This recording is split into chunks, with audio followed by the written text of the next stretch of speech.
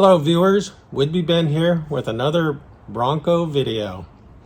Today we're going to look at a front license plate mounting solution.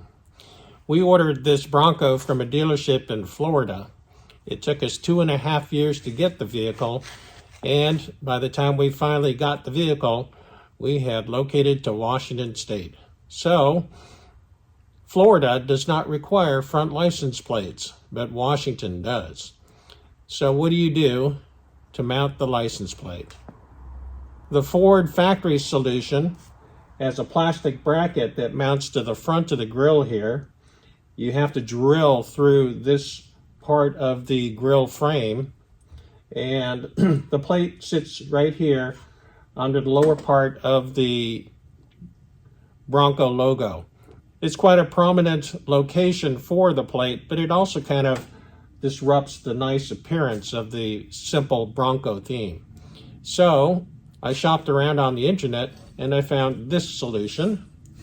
This is a nicely manufactured aluminum bracket.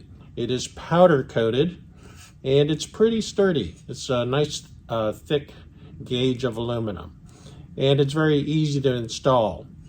This has the modular steel bumper, and the modular steel bumper has a couple fasteners down here on the underside. One here, one in the center, and one here. And we simply need to remove this fastener and install the plate using the same fasteners. So let's see what it looks like when we get that done. Here's a better view of the lower part of the modular steel bumper.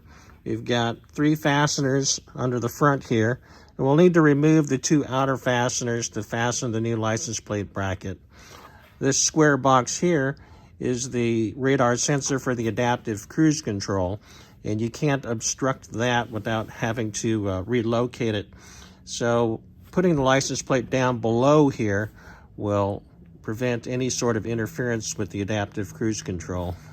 So this is what it looks like installed. The only tricky thing is that you need to have a T40 bit in order to remove these mounting bolts, but you're going to want to have a T40 bit in your toolkit anyways if you're going off-road, so that you can remove the license plate as well as the lower arms on the modular bumper if you're going to really do some serious rock crawling.